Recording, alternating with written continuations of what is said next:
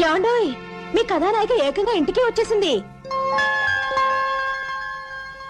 ఏంటలా చూస్తున్నారు? సరికొత్త ప్రేమ కదా, ఎడబాటు తట్టుకోలేక వచ్చుంటుంది.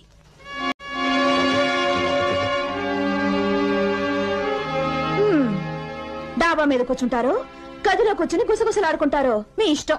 నేను వెళ్ళి పలహారాలు పళ్ళ రసాలు పంపిస్తాను. నేను మీతో మాట్లాడాలని వచ్చానండి. అయ్యో, ఆ ముక్క చెప్పవే మరి. ఆయన గారి కోసం వచ్చావేమో అని అనుకున్నాను. ఏం మాట్లాడాలి? మాట్లాడు మాట్లాడు మాట్లాడు.